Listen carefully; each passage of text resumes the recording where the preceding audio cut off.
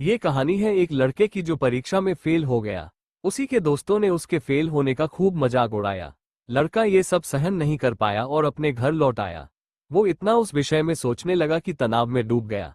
माँ बाप ने लड़के को बहुत समझाया, बेटा फेल होना इतनी बड़ी बात नहीं है कि तुम इतने परेशान हो जाओ और आगे के जीवन पर प्रश्न चिन्ह लगा बैठो। जब तक इंसान अच्छे बुरे, सफलता असफलता के दौर से खुद नहीं गुजरता, तब तक वो जीवन को अच्छे से नहीं समझ पाता और बड़े काम भी नहीं कर सकता। लेकिन उसे उनकी बातों से ना कोई फर्क पड़ा, ना संतुष्टि नहीं हुई। अशांति और निराशा में डूबा वो लड़का एक रात खुद को हानि पहुंचाने के इरादे से चल दिया। रास्ते चलते चलते उसे एक बौद्ध मठ दिखाई दिया। वहां से कुछ आवाजें आती। लड़का उत्सुकतावश मठ के अंदर प्रवेश कर गया। मठ में एक भिक्षुक कह रहा था, बहता पानी मैला दूषित क्यों नहीं होता? क्योंकि वह बहता है।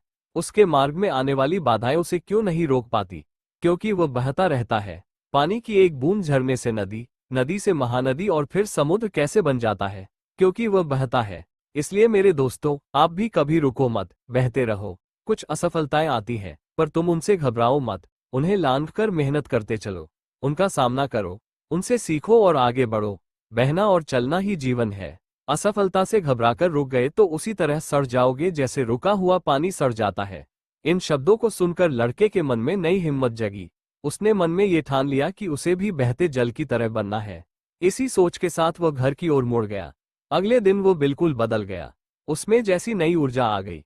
उस दिन के बाद कोई भी मजाक या बाधा उसे आगे बढ़ने से नहीं रोक पाई। बाद में वह वियतनाम के राष्ट्रनायक हो ची मिन्ह के नाम से जाना गया। सीख, असफलता भी सफलता की सीढ़ी है। कभी हिम्मत न हारें, हमेशा आगे बढ़ते रहें।